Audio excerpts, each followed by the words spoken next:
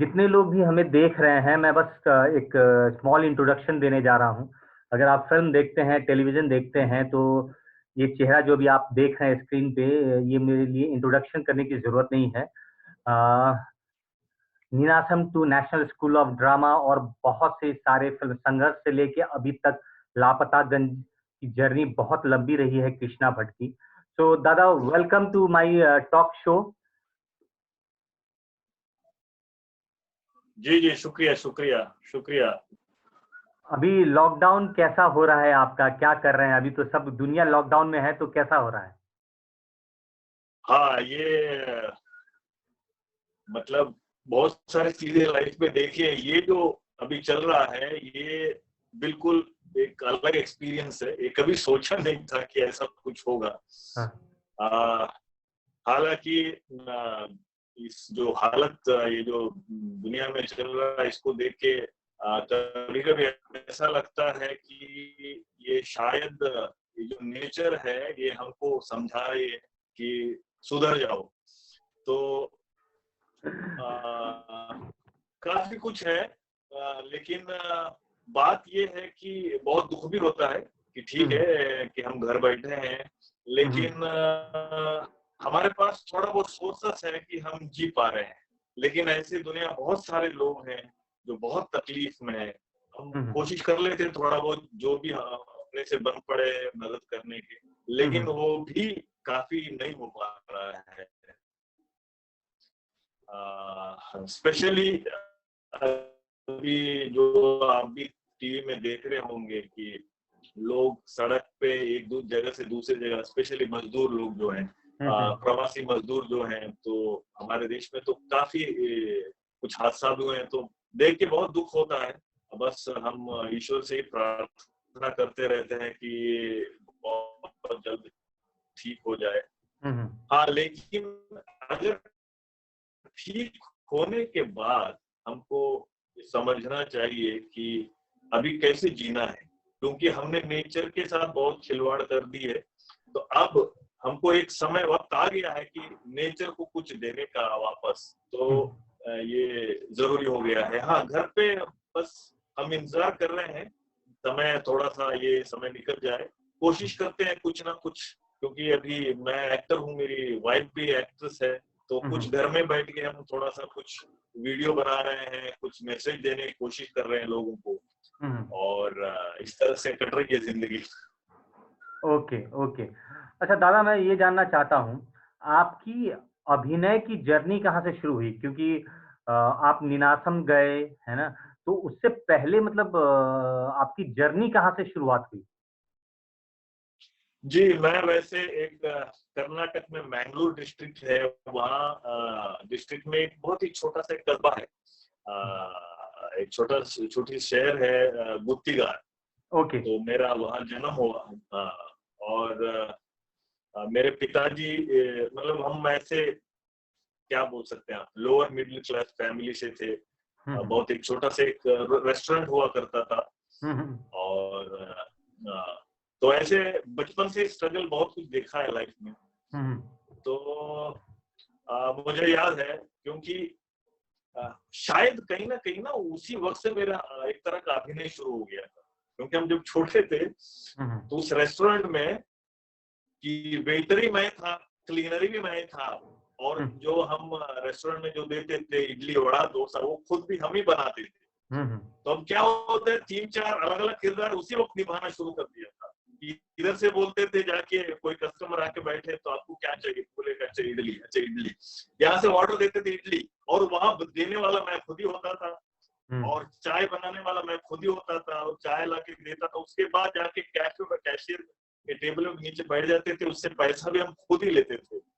तो कहीं ना कहीं ये अलग अलग किरदार निभाने का जो सिलसिला, वहीं से शुरुआत हुई थी। उसके बाद हम स्कूल जाते थे।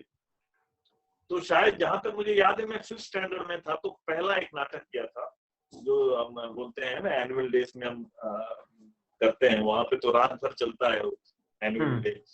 तो उसमें मैंने सुधन्व अर्जुन करके एक प्ले किया था। हम्म। तो उसमें मैं अर्जुन का कैरेक्टर निभाया था। तो उसमें मुझे फर्स्ट प्राइज मिला एक साबुन का डिब्बा। तो स्कूल में वैसे होते थे ना, कभी प्लेट मिल जाते थे स्टील के साबुन के डिब्बे। तो मुझे लगा अरे वाह कमाल है, बहुत खुश हो गए थे हम। मैं नहाने का साबुन उसी में रखता था। और उसके बाद सिलसिले हर साल एनुअल डे में, फिर मैं 7th में था, एक दान शो करना, उसमें कर्ण का रोल किया। तब जाके उस वक्त मुझे बहुत ज्यादा एप्रिशिएशन है, लोग बहुत आके मिलते थे, रे वो कल तुमने जो नाटक किया बहुत अच्छा। तो मुझे लगा एक ऐसा चीज है तो लोग मतलब आपको पसंद करते हैं। कहीं ना कहीं मन में उसी वक्त एक इच्छा जागने लगी थी कि ये जो आर्ट फील्ड है शायद मुझे यही कुछ करना है। तो मैं हर साल फिर हर साल मुझे अवार्ड मिलता रहा। फिर मैं कॉलेज 12th किया, वहां भी चाणक्य का रोल किया।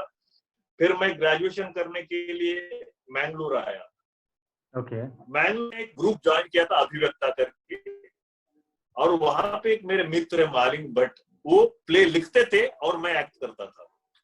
और ऐसे हमारा बहुत सारे हमने हर साल प्ले किया। उसके बाद मैं 3rd ईयर में था तो मैं यूके चला गया। यक्षगान वहाँ का कर्नाटक का एक सेमी क्लासिकल फॉर्म है, उसका शो करने के लिए हम इंग्लैंड चले गए, यूके चले गए थे। वहां पे कुछ 30 दिन अलग अलग जगह शोज किया।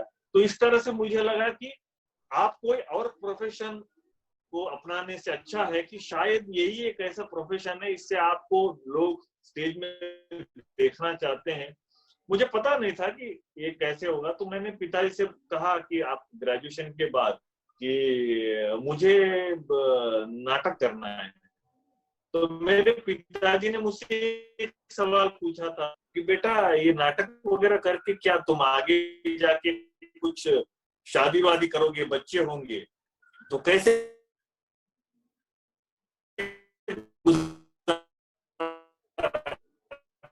करोगे?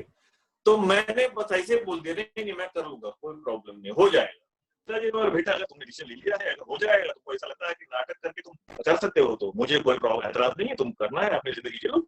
उसके बाद मैं नीनासम के बारे में मुझे पता चला, मैं नीनासम गया और लकीली फर्स्ट टाइम इंटरव्यू में सिलेक्ट हो गया। ये जैसे कहते हैं ना कि आपको आपके लिए मंदिर है जहाँ आप भगवान के दर्शन करने जाते हैं, थिएटर वालों के लिए नीनासम एक मंदिर है। और मैंने मुझे अभी भी याद है कि अगर आपको जेन्युइनली थिएटर का वो जो बारीकियां सीखना है तो नीनासम में बहुत अच्छी जगह है, क्योंकि वहां पे एटमॉस्फेयर भी है। आपको सिखाने वाले अपने गुरुजन जो हैं वो कमाल के हैं, वो उसमें काफी सारे जम्बे सर, अक्षरा जी और जितने हमारे आइताल, मैं जब था वहां पे तो आइताल जी, वेंकटरमण आइताल, तो सारे जो बहुत ही आपको बहुत बारीकियां सिखाया है। तो जम्बे सर के साथ मेरा खास, चिदम्बरा और जम्बे जी के साथ वहाँ प्रिंसिपल थे उस वक्त, उनके साथ मेरा बहुत ही करीबी रिश्ता रहा है। मैंने बहुत कुछ सीखा उनके साथ। और उसके बाद एक साल रेपर्टरी में था वहां पे तिरुगाटा करके, ऑल ओवर कर्नाटक में हमने काफी सारा 4 प्ले लेके हमने पूरा उसका शोज करते थे। एंड उसके बाद मुझे वहां के जो फैकल्टी उन्होंने कहा कि जब स्पेशली जम्बे जी ने कहा तुम इतनी सीरियसली थिएटर के प्रति इतना तुम्हारा झुकाव है तो तुम्हें NSD, national School of drama जाना चाहिए। तो उस वक्त मैं उतना सीरियस नहीं था कि मुझे नेशनल स्कूल ऑफ ड्रामा जाना। तो वहां पे मेरे बहुत ही अजीज मित्र हैं, मुझसे सीनियर है, भागीरथी बाई कदम, भागीरथी जो अभी जिनके हस्बैंड है बारुल, वो भी मेरे बहुत अच्छे असम बहुत अच्छे मित्र हैं। तो उन्होंने भागी ने मुझे बताया कि उन्होंने फॉर्म मंगा के मुझे दिया, तुमको जाना चाहिए। तो हम रेपर्टरी में नीनासम रेपर्टरी में हम साथ में थे, अपने साथ में प्ले भी किया कुंटिला अद्दुमीरिदा हादी कन्नड़ में। तो उन्होंने कहा कि एनएसडी में जाओ। तो एनएसडी में मैं अप्लाई किया और वहां भी वही हुआ कि पहले अटेम्प्ट में ही मैं सिलेक्ट हो गया। और फिर मैं 3 साल national School of drama, national School of drama में जो प्लेटफॉर्म बना था मेरा नीनासम में एज एन एक्टर, उसके लिए एक्सपोजर मिला और भी आगे सीखने का मौका मिला। तो 3 साल बहुत बेहतरीन एनएसडी में बीते। आप कौन से साल में थे दादा? दादा कौन से ईयर में थे आप एनएसडी में? एनएसडी खत्म करने के बाद नेशनल कोटा मैंने 94 में पास किया, 1994 में मैंने एनएसडी पास किया। ओके। मेरे बैच में काफी, अभी आप बॉलीवुड में देख ही रहे हैं, फिल्मों में देख रहे हैं, वो काफी एक्टर जो हैं अच्छा काम कर रहे हैं। कुमुद कुमार मिश्रा, आशुतोष राणा, मुकेश तिवारी, यशपाल शर्मा, ज्ञान प्रकाश, अभय कुलकर्णी, और अभी एमएसडी में पढ़ा रहे हैं अभिलाष पिल्लई, अनिरुद्ध, संजय झा, विजय कुमार, ऐसे नम्रता, रितु, सोनाली घोष, सारे एक से एक लोग हैं बैच में। हाँ, काफी ऐसे सब अच्छी बैच, तो कमाल के बैच हमारे। तो एक दूसरे से भी सीखने को मिला। तो ये उसके बाद लॉकडाउन खत्म करने के बाद सॉरी नेशनल ड्रामा खत्म करने के बाद मैं पास आउट होने के बाद देवेंद्र राज अंकुर जी जो हमारे टीचर हैं एनएसडी में, उन्होंने कहा कि तुम रीजनल रिसोर्स सेंटर आरआरसी में आके कुछ वर्कशॉप के लिए हमारे साथ काम करो। फिर मैं वहां था 1.5 साल, काफी सारे वर्कशॉप्स हमने अटेंड किए, और वहां पे मैं क्लासेस लेता था एज एन एक्टिंग टीचर। उसी दौरान फिर दिल्ली आया, फिर NSD as an visiting faculty, workshops किए, डेनमार्क, कोपेनहेगन, वहां पे थिएटर फेस्टिवल में चले गए, फिर मालदीव, इंडिया से बाहर भी जाए कुछ वर्कशॉप्स किए। इंडिया में, ऑल ओवर इंडिया में, नॉर्थ ईस्ट साउथ वेस्ट हर जगह पे 26 से 30 वर्कशॉप्स किए होंगे। फिर अचानक मुझे किसी ने ऐसे कहा कि अगर तुमको सच में अगर कुछ एडवेंचर्स करना है तो मुंबई जाना चाहिए, क्योंकि वहां स्ट्रगल, रियल स्ट्रगल है। तो मैं ऐसे ही सोचा, अच्छा, क्योंकि मुझे इस तरह के चैलेंज बहुत पसंद कि हमेशा, तो मैंने कहा अच्छा ठीक है। और उस समय तक आपके बैच के मैक्सिमम लोग शायद मुंबई आ चुके थे। हाँ, कुछ लोग आ चुके थे जी, जैसे आशुतोष राणा, कुमुद, ये सब लोग आ चुके थे। तो मैंने सोचा कि ठीक है, और मैंने मुंबई का वो वर्कशॉप करते करते फिर मैंने सोचा 97 के आसपास मैंने डिसाइड किया था कि मैं मुंबई जाऊंगा। ऐसे देखने, ये तय नहीं था कि मैं मुंबई में रहूंगा या क्या करूंगा, देखते हैं जाके मुंबई में भी क्या होता है। फिर मैं आया मुंबई, तो शुरुआत की, मेरे बैचमेट जो कुमुद थे उसके कमरे में ठहरा हुआ था कुछ दिन के लिए, फिर मैंने अलग से कमरे लिया, फिर शुरुआत हुई लोगों से मिलना। तो 2.5 महीने मुझे कुछ काम नहीं मिला एक्चुअली, है ना। तो मुझे लगा मैं गलत आ गया। उस वक्त क्या है, मोबाइल नहीं हुआ, उस वक्त क्या है, मोबाइल नहीं हुआ करता था, पेजर का जमाना, पेजर शुरू हुआ था, एक पेजर लटकाते थे, उसमें अगर आप कोई लैंडलाइन फोन करते तो अगर आप कुछ आता तो उस पर मैसेज आता था। तो मैंने एक पेजर लिया हुआ था, तो मैं पिताजी को खत लिख ही रहा था कि मैं गलत आ गया, तो उसी वक्त मेरा पेजर बजा। मैंने उठा कर देखा तो एक एपिसोड के लिए, एक रोल के लिए मुझे सिलेक्ट किया गया था। अच्छा, वो कौन सा सीरियल था वो? ये राजन वागदरे एक हमारे डायरेक्टर हैं, तो वो कुछ एक सीरियल चला था उसमें, मिसेस माधुरी दीक्षित। हाँ, उसमें मैंने एक एपिसोड में रोल किया था। हाँ, उसमें मैंने एक एपिसोड में एक रोल किया था। फिर उनके साथ मैंने बहुत काम किया, फिर मेरा वो खत वहीं रह गया। फिर ऐसे 3-4 मैसेज एक साथ बजे मुझे, एक एपिसोड का, कोई एक एड में भी आया था, एक मेरा एड आया था बहुत उस वक्त, उतना वो ये नहीं, एक टाइमेक्स घड़ी का एक एड था।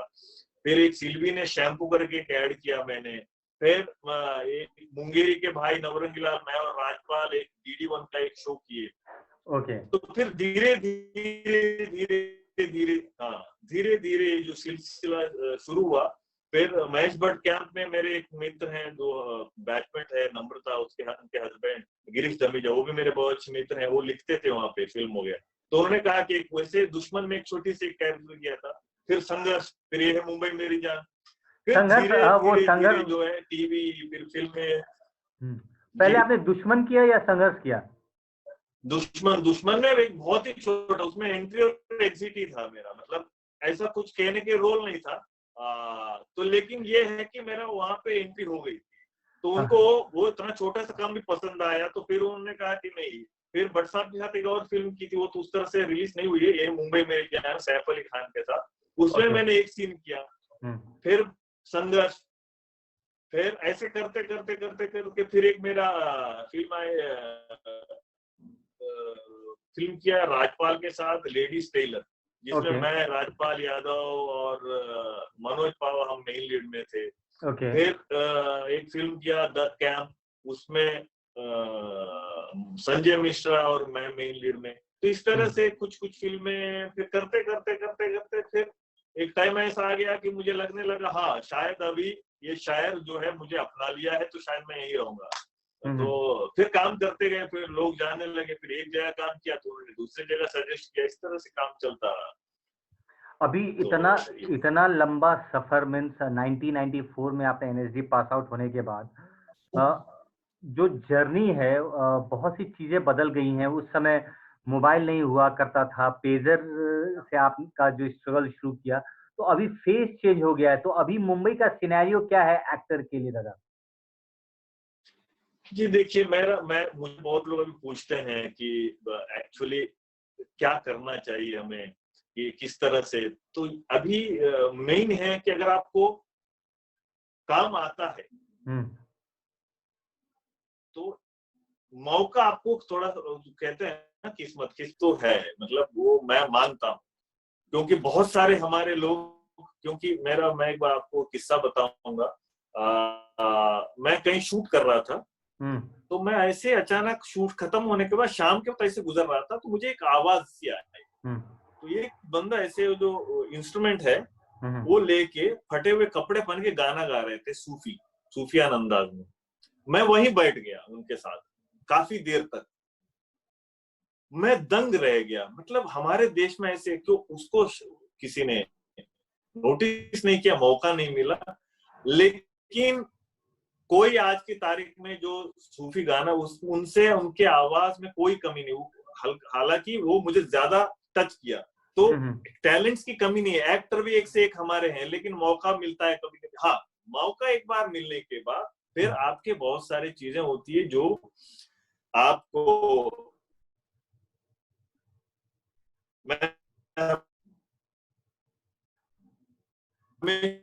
लोगों को कहता हूँ जो भी मुझसे पूछते हैं क्या करना चाहिए, देखो कोशिश करते रहो, काम नहीं मिल रहा है फ्रस्ट्रेटेड मत होना, टाइम लेके आना पड़ेगा आपको। यहाँ पे मुंबई में ऐसा नहीं होता है, अगर आपको रातों रात अगर आप स्टार बन गए तो आप धीरे धीरे उसी में आनंद है। मैं उसी में यकीन भी करता हूँ, मैं इस पे नहीं कहता हूँ कि रातों रात आप स्टार बन गए। आप मेहनत करते रहिए, अपने लगन के साथ काम करते रहिए, और कुछ भी हो सकता है। ये ऐसे शहर है, मैं सच बताता हूँ, कभी हमेशा कहते हैं मुंबई जो ऐसे शहर है, किसी भी तरह के लोग आते हैं यहाँ पे, आप अगर मुंबई को वक्त देंगे वो आपको एक ना एक दिन अपनाएगी, और आपके लिए ये शहर बहुत ही एक सुखद अनुभव रहेगा।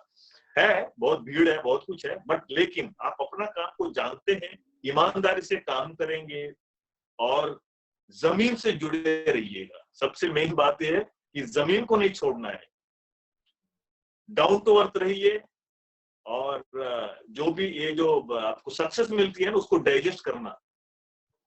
जितना आप सक्सेस को डाइजेस्ट करोगे, जितना आप डाउन टू अर्थ रहोगे, आपके अंदर कोई भी ऐसी चीजें, आप उड़ने नहीं लगेंगे, आप लोगों से प्यार से बर्ताव करेंगे, आप प्रोड्यूसर डायरेक्टर के एक्टर बनिए और अच्छा काम करते रहिए, तो डेफिनेटली मुंबई जो है आपका शहर बन जाएगा।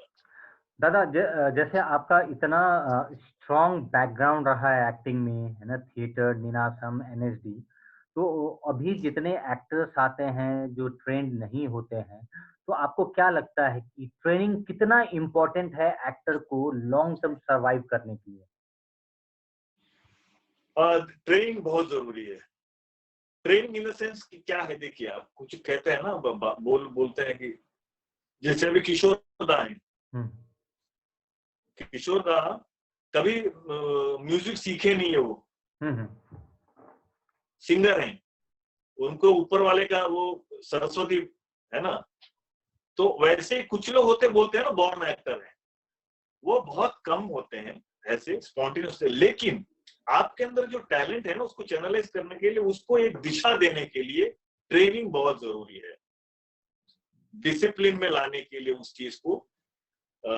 जैसे वैसे मैं एक्टिंग तो पहले भी करता था, जैसे नीनासम नहीं गया एक्चुअली एक्टिंग मैंने कॉलेज में वैसे नहीं हमेशा किया, लेकिन वर्ल्ड थिएटर के बारे में जानने के लिए या दुनिया में क्या क्या हो रहा है अलग अलग, जैसे अभी मैं नीनासम में था तो अलग अलग जगह से लोग आते थे पढ़ाने के लिए, तो बहुत सारी चीजें आपको सीखने को मिलता है। अभी असम में क्या हो रहा है, नॉर्थ ईस्ट में, अपने बंगाल में क्या हो रहा है, राजस्थान में, अलग अलग जगह का अलग अलग कल्चर है, वहां का थिएटर का स्टाइल अलग है, तो वो आपको सीखने को मिलता है। तो उससे क्या है, आप रिच होते हो, है ना। आप और मेन, हाँ, और आपको मेन ये चीज है कि ट्रेनिंग से आपको आपको आपको तराशा जाता है, आपको बहुत ही कमाल के ज्ञानी लोग से आपकी मुलाकात होती है, तो आप बहुत एज एन एक्टर बहुत रिच होते हो। तो फिर एक बार आपका बेस स्ट्रांग बन गया तो फिर आप खेलिए, जितना जितना मर्जी आप कुछ भी कर सकते हैं, तो वो जरूरी है। तो ट्रेनिंग इसलिए मुझे लगता है कि कहीं ना कहीं आपको है कि लोग, बहुत सारे लोग काम कर रहे होते हैं, तो ट्रेनिंग एक्टर और जो ट्रेन नहीं होता है, आपको फर्क पटक से पता चल जाएगा, फट से आपको पता चलेगा कि ये ट्रेंड है। क्योंकि जब मैं बच्चन साहब के साथ एक फिल्म की चीनी कम एक फिल्म आई थी, तो मेरा कैरेक्टर बहुत लोगों ने पसंद किया था, टब्बू तो हम 10 दिन साथ में शूटिंग कर रहे थे। हाँ हाँ, तो हम 10 दिन साथ में शूटिंग कर रहे थे। एक दिन बच्चन साहब ने अचानक पूछा कि आप थिएटर से हैं, क्योंकि मैं वैसे अपना काम करता तो उनको हेलो करता, तो वैसे वो हमेशा ऑब्जर्व करते थे। तो मैंने मुझसे पूछा, उन्होंने, मैंने कहा हाँ मैं नेशनल स्कूल ऑफ ड्रामा से हूँ, पास किया है। बोलते हाँ पता चलता है, उन्होंने इतना कहा, हाँ पता चलता है वो। तो ये चीजें हैं क्या, कहीं ना कहीं आपका काम करने के तरीके में या वो है, आपका ट्रेनिंग कहीं ना कहीं वो काम आता है। नहीं, एग्जैक्टली दादा, आप एक बात बताओ, जैसे बॉम्बे जितना बड़ा शहर, अनकन्वेंशनल फेस, हाइट, है ना, ये लेकर जब आप पहुंचे तो कितना डिफिकल्ट था, मतलब रोल ग्रैब करने के लिए?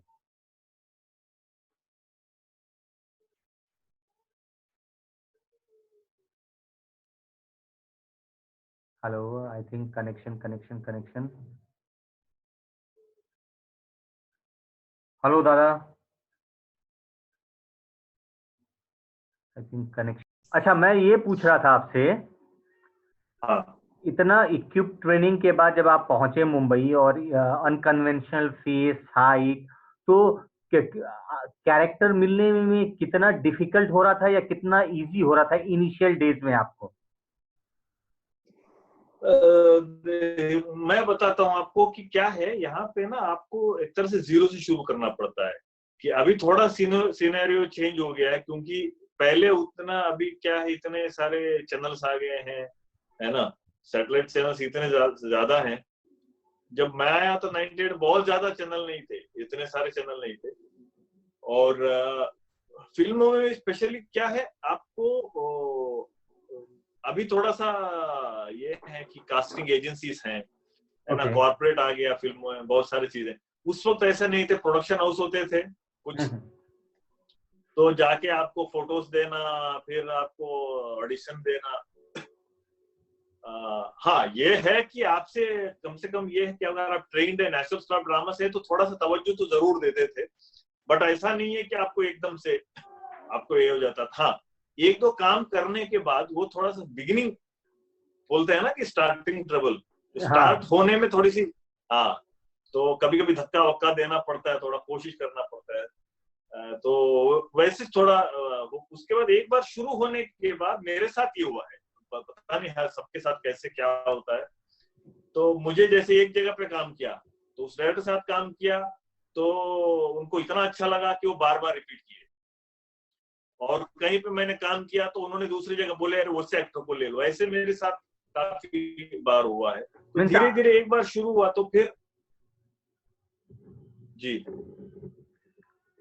मीन्स आपका मेन इम्पोर्टेंट चीज ओवरऑल आपका रैपो, आपका काम कितना अच्छा है, उससे भी रिकमेंडेशन आपको मिलता गया। हाँ हाँ बिल्कुल बिल्कुल। अब एक बार आप थोड़ा बहुत आपको लोग जानते हैं कि भाई इस तरह की इंडस्ट्री में इस तरह के इंसान, बहुत सारे चीजें मैटर करते थे। देखो एक तो आपका इमेज बन जाता है। जैसे मैंने शुरू में कुछ कॉमेडी कैरेक्टर्स किए सीरियल फिल्मों में, तो लोगों को लगा ये भाई कॉमेडी में कैसे भी, पहले मैं बहुत, अभी तो फिर भी थोड़ा हेल्दी हूँ, पहले बहुत पतला था। तो ऐसे होता था कि कोई ऐसा कैरेक्टर है तो सुगड़ू सा, तो कृष्ण भट्ट को बुला लो, अच्छा वैसे एक्टर बहुत अच्छा है और दिखने में पतला है, थोड़ा टिपिकल है ना। तो ऐसे बहुत हुआ, बिगिनिंग में ऐसे हुआ। धीरे धीरे मुझे कभी कभी ये लगता था यार ये तो टिपिकल होता जा रहा हूँ, टाइप कास्टिंग हो रही है, एक ही जैसे करे। लेकिन कभी कभी ऐसा हुआ कि मुझे कुछ ऐसे इमेज ब्रेक करने का कैरेक्टर भी मिले, थोड़ा कॉमेडी से हटके भी काम किया। तो ये तो है, थोड़ा सा है इंडस्ट्री में, इतना तो आपको थोड़ा झेलना पड़ता है कि आप टाइप एक इमेज बन जाता है आपका, क्या ये कॉमेडी कर रहा है चलो इसको कॉमेडी। और हम तो ऐसे तो लीड रोल उस तरह से, अभी एक ऐसा दौर आया है एक्सपेरिमेंटल। अभी मैंने एक चीज में टाइटल रोल किया हुआ है। पहले कह रहे थे वेब सीरीज करेंगे, पता नहीं हो सकता उसको फिल्मी तरह से करने का सोच रहे हैं, वो भी क्या करेंगे आइडिया नहीं की। बट मैंने टाइटल रोल किया है, सेटायर है, कॉमेडी है, तो लोगों को उस तरह का मौका मिल रहा है थोड़ा सा दिखने में। काफी सारे एक्टर हैं, नवाज है, बहुत सारे लोग हैं जो है, संजय मिश्रा है जो एज ए लीड कैरेक्टर कर रहे हैं। तो नहीं तो पहले ऐसा तो नहीं था कि आप हीरो हैं तो फिर आपको ऐसे ही कदकाठी ऐसे चाहिए वैसे, तभी आप लीड रोल कर सकते हैं। अभी थोड़ा सा जो सिनेरियो चेंज फिल्म हो गया मेकिंग का हाँ काफी चेंज हो गया है। अभी अलग अलग तरह के सब्जेक्ट को फिल्म बन रहे हैं। सिर्फ ऐसे ही नहीं है पेड़ के इर्द गिर्द गाना गाना, एक हीरो एक विलन एक कॉमेडियन एक हीरोइन, है ना, उस तरह का नहीं है। अभी अलग तरह की फिल्में बन रही है, बहुत कमाल की फिल्म बन रही है। अभी आपने एक सीरियल किया लापतागंज, है ना, वो कैरेक्टर आपका जी बहुत फेमस हो गया। टिपिकल आप हाँ। वो जो आप बात करते वो लवर्स कहाँ का है? ये एक्चुअली ये मध्य प्रदेश में कुछ एक जगह पे बोली जाती है। ये हैंगे हैंगे हाँ हाँ हैंगी हैंगे हाँ। हैगा हैंगी, इसको थोड़ा पहले मैं नहीं था, कुछ ऐसा बोलेगा तो मुझे लगा कि क्या है बोला, उन्होंने कहा नहीं नहीं वर्क करेगा ये। हाँ जब हाँ। मैंने कैरेक्टर शुरू किया था तो शुरू में मैं भी थोड़ा सा उसको डाइजेस्ट करने में मुझे प्रॉब्लम, लेकिन जब मेरा एक मानना है कोई भी चीज हो आपको जो मिलती है ना, जब तक आप खुद कन्विंस नहीं होंगे ना तो ऑडियंस को आप कन्विंस नहीं कर पाते हैं। तो उसको फिर मैं जैसे मुझे उन्होंने बोला कि ये करना है, अच्छा ये वर्क करेगा, तो फिर मैंने इसको अपनाया। तो जैसे मैंने अपनाया तो फिर मैं उसी से लहजे में बात करने लगता, सेट पे जाते वैसे बातें करता था, वैसे चीजें। फिर उस कैरेक्टर इतना अंदर घुस गए, स्पेशली सारे लापता में नहीं, वो जितने पूरे कैरेक्टर हैं, कैरेक्टर ही मामा फेमस हो गया। हाँ एलिजा, मामा, मुकुंदी, इंदुमती, मौसी, ये जितने सुतीला सारे कैरेक्टर्स, जितने कैरेक्टर्स उसमें, ललन ललन, पीडब्ल्यूडी वाले जितने कैरेक्टर्स हैं वो सब ऐसे लगते थे कि वही हैं। हम सेट पे जाते थे जब शूट, हमने 5 साल 4.5 5 साल एक साथ काम किए, तो हम सबसे ज्यादा वक्त सेट पे बिताते थे। तो ऐसा लगता था कि जीजा जी बोल रहा हूँ तो वो जीजा जी हैं, ये दीदी बोल रहा हूँ दीदी है, मौसी मौसी है ना, पूरा मामा के साथ वो दोस्ती। मामा जैसा ही हो गया, हाँ पूरा कन्विंस हो गया अंदर से। हाँ हाँ हाँ। एक्चुअली लकीली क्या हम एक दूसरे स्क्रीन के बाहर भी हम साथ दोस्ती हैं।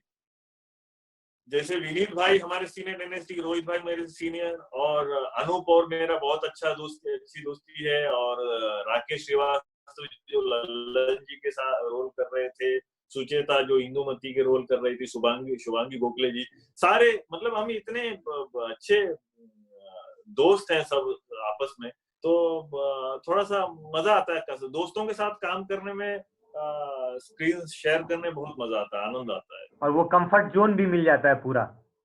हाँ हाँ, बिल्कुल बिल्कुल, पता चलता है कि मैं अगर ये करूंगा तो अब ये करेगा ये, तो गिव एंड टेक इतना बढ़िया बन जाता है, ट्यूनिंग इतना समझ में आती है, तो आपको सीन मिल जाता है आधा पेज का, तो कभी कभी वो इम्प्रोवाइजेशन में इतना बहुत सारी चीजें निकल जाती है, और वो स्पॉन्टेनियसली कैरेक्टर में रहते हुए, कैरेक्टर को छोड़ के नहीं है, तो अब एक अलग उसमें। दादा अब क्या कर रहे हो अभी? नया प्रोजेक्ट्स वगैरह, जैसे अभी आपने एक फिल्म आ रही है आपकी, और अभी आपने अपना हाँ, वो एक यूट्यूब शायद में उसका नाम चैनल कुछ भी शुरू किया लव है। यू पप्पू। हाँ, वो तो मैं एक्चुअली क्या है, अभी घर बैठे बैठे होता है ना, बोलते हैं ना कि धीरे धीरे क्या है, आप एक उस पे चले जाते हो, है ना, अलग अलग नेगेटिविटी आपके दिमाग में आती है, जो आपको आता है कोई कर दो। तो मेरी वाइफ भी एक्ट्रेस है, लेक्चर वाइफ जो है मेरी स्टूडेंट ही है वो एक्चुअली, तो मैंने वहां पे वो मेरी स्टूडेंट थी, तो फिर हमारी शादी हो गई। तो ओके। अभी एक तरह से तो मैंने कहा कि वो भी काफी टीवी शोज वगैरह में काम कर चुकी है, तो मैंने कहा कि कुछ ऐसे बैठे बैठे, तो मेरी बेटी है वो भी 15 साल की हो गई है, तो उसको थोड़ा सा वैसे भी टेक्निकली थोड़ा स्ट्रांग है वो, तो बेटा आप कैमरा कर लो, हम दोनों, क्योंकि घर से कुछ और कर नहीं सकते हैं, जो भी अवेलेबल है। लकीली आजकल मोबाइल पे आईफोन है, तो शूट हो जाता है उसमें, कुछ आप अच्छे से कुछ क्लैरिटी मिल जाता है। हाँ तो हाँ। मैंने अपना सोचा कि ऐसे कुछ, पहले तो मैं तो कुछ गाना वाना गाने का शौक है मुझे, म्यूजिक मुझे बहुत पसंद है, सीखा नहीं है, लेकिन थिएटर में मैं बहुत म्यूजिक कंपोज भी करता था और गाना भी गाता था। तो बीवी कारन जी के साथ मेरा बहुत अच्छा लगाव था, तो उनके साथ भी काफी काम किया है। तो मैं पहले कुछ गाना वाना, किशोर दा कुछ गाना वाना गा के उसको इकट्ठा करके ऐसे ही मैंने एक यूट्यूब का चैनल में डाला। तो फिर मुझे आया तो कुछ करते हैं ऐसे स्क्रिप्ट लेके, तो फिर मैंने कोरोना के ऊपर कुछ ऐसे क्या आपको करना चाहिए, उसका एक 4-5 मिनट का बनाया। तो फिर अभी एक फेक न्यूज के ऊपर एक वीडियो बनाया मैंने कि आपको इससे बचना चाहिए। तो जो आपके अंदर है, घर के अंदर जो भी आपके अवेलेबल चीज है, तो आप उस पे कुछ ऐसे कर सकते हैं जिससे आपका प्रैक्टिस भी बने रहे, तो लोग आपको देखना चाहते हैं, क्योंकि अभी हम कुछ कर नहीं रहे हैं, कुछ फिल्म रिलीज नहीं हो रही है, कुछ टीवी पे आ नहीं रहे हैं, तो इस तरह से लोगों से आप जुड़े लोगों भी रहेंगे, तक जुड़े आप रहेंगे, लोगों को एग्जैक्टली। मैसेज भी दे सकते। हाँ, और लोग आप मैसेज भी दे सकते हैं कि कुछ अच्छा है, कि ऐसे जो माहौल में ये हम इस जो धरती है खूबसूरत, इसको और खूबसूरत कैसे बना सकते हैं, अच्छे विचार रखिए, है ना, ये सोच जो है ना अच्छे रखेंगे, प्यार मोहब्बत नफरत हैट्रिज्म फैलाने से कुछ नहीं होगा, एक ना एक दिन ये सब बुराई का खत्म ही होना है, कुछ अच्छाई जो सच रहे, सच्चाई रहेगा वही रहेगा, है ना। तो कोशिश यही है कि प्यार मोहब्बत लोगों में बना रहे और सब लोग खुश रहे, स्वस्थ रहे, मस्त रहे, तो इसलिए थोड़ा बहुत कोशिश करते हैं, इससे हमारे प्रैक्टिस बनी रहती है, थोड़ा सा टाइम इससे निकल जाता है। फिर आजकल घर पे दोनों मिलके काम कर लेते हैं, कभी मैं खाना बना लेता हूँ, कभी भी वाइफ खाना बना लेती है, कभी झाड़ू पोछा कर लेते हैं। तो इस तरह से टाइम कट रहा है। चलिए दादा, बहुत अच्छा लगा आपसे बात करके, और बहुत नॉलेज की बात हुई। और आशा करते हैं कि आने वाले समय में बहुत सारी फिल्मों में आपको देखने का मौका मिले, है ना, और बहुत सारे जी सीरियल्स जी देखने का मौका मिले। और ये क्वारंटाइन के समय में, और ये अभी इतना गंभीर टाइम है कि हम सबको स्वस्थ रहना बहुत जरूरी है। तो जल्दी ही आपको, बिल्कुल बिल्कुल आप और हम सब बाहर निकलें, और फिर से लोग आपके बड़े पर्दे में, छोटे पर्दे में आपके काम को एंजॉय करें। बिल्कुल बिल्कुल, मैं तो सबसे यही कहना चाहता हूँ कि अच्छे अच्छे विचार रखिए, सोच रखिए और पॉजिटिव रहिए, कोई नेगेटिविटी की जगह मत देना दिमाग में बिल्कुल, और अपने मन को शांत रखिए, मेडिटेशन कीजिए, योगा कीजिए, प्राणायाम कीजिए, और कोशिश करें कि जो भी अगर जिनको अगर जरूरत मंदों को अगर कुछ जरूरत है आपकी, तो थोड़ा बहुत जितना भी आपसे हो सकता है आप मदद कीजिए। एक साथ मिलके हम लोग ना इस कोई भी मुसीबत को हम झेल सकते हैं और इससे लड़ सकते हैं। और प्यार मोहब्बत भाईचारा सब बना के रखिए और स्वस्थ रहिए, खुश रहिए, मस्त रहिए। ठीक है दादा, nice talking to you, take care, God bless you. जी जी, मुझे बहुत अच्छा लगा आपसे बात करके। शुक्रिया शुक्रिया thank sir, you thank sir, you so much. Thank you, thank you. Thank you thank you thank you thank you.